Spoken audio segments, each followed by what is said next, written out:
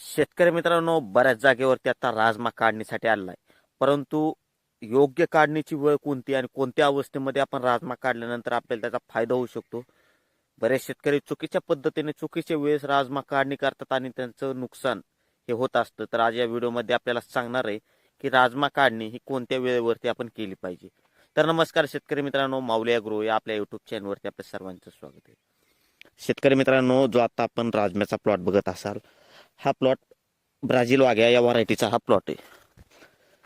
मग सर्वात महत्वाची गोष्ट आणि अत्यंत माहितीपूर्ण विषयावरती आपण आज हा व्हिडिओ बनवत आहोत.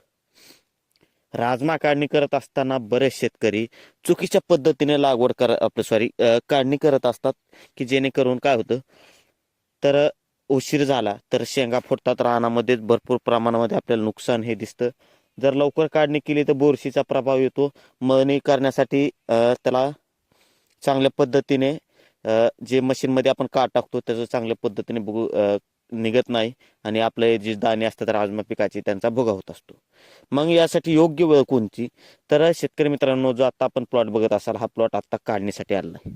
तर मी असं का म्हणतोय, तर सर्वात महत्वाची एक गोष्ट शेतकरी मित्रांनो लक्षात ठेवायची की सर्व राजमा हा सबसारखा काढणीसाठी येत नाही. मागं पुढं राजमा काढणीसाठी येत असतो. त्यामुळे काढणी करते वेळेस आपण एक गोष्ट लक्षात घेतली पाहिजे की राजमा काढणी करताना 80% शेंगा वाळल्या की आपण राजमा पिकाची काढणी ही केली पाहिजे. 80%च का? तर 80% राजमा काढणी केली तर आपला राजमा हा फुटत नाही.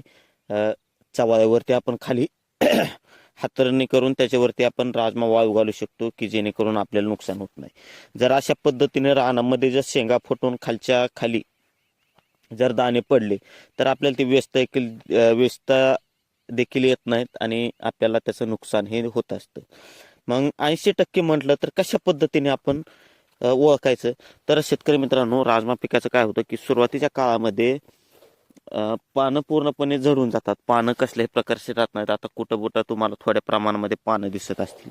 पानं दिसल्यानंतर 80% ओली शेंग आपल्याला ओळखू येते. असं बघू शकता, हाताने दाबली तरी ती फुटत नाही.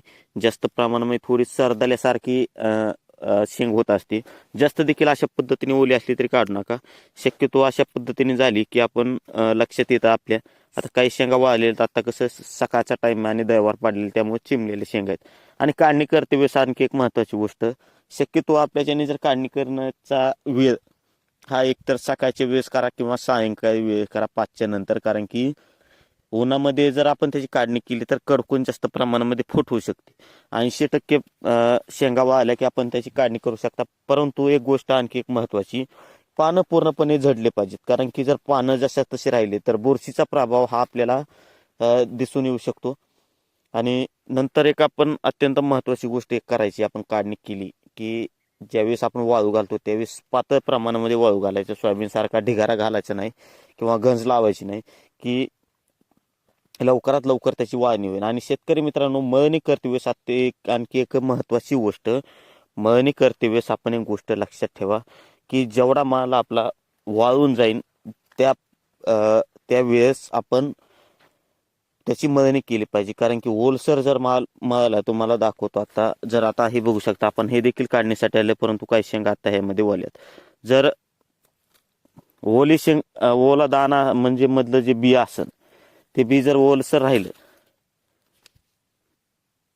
अशा पद्धतीने हिरवं जर बी असेल, त्याला चांगल्या पद्धतीने ऊन लागलं नाही, वळलं नाही, तर मशीनमध्ये मळणी यंत्रामध्ये अशा पद्धतीने याची फूट होते आणि पूर्णपणे आपल्या बियाणाचं म्हणजे राजम्याचं नुकसान होतं आणि बाजारभावाला मार खातं. तर शेतकरी मित्रांनो, व्हिडिओ कसा वाटला? व्हिडिओमध्ये तुम्हाला कळलं असेल की राजमा पिकाची काढणी आपण कोणत्या टायमामध्ये केली पाहिजे. तुम्हाला थोडक्यात सांगतो, राजमा पिकाची काढणी करते वेळेस पूर्णपणे झडून द्यायची. 80% शेंगा वाळल्या की आपण त्याची काढणी करून त्याला चांगल्या पद्धतीने पातळ प्रमाणामध्ये वाळू घालायचं. तर अशा पद्धतीने आपण राजमा पिकाची काढणी करू शकतो. व्हिडिओ कसा वाटला? व्हिडिओ जर माहितीपूर्ण वाटला असेल तर व्हिडिओला आपल्या लाईक करा, युट्यूब चॅनलला सबस्क्राईब करा आणि फेसबुकवरती जर हा व्हिडिओ पाहत असाल तर फेसबुक प्रोफाईलला फॉलो नक्की करा. धन्यवाद.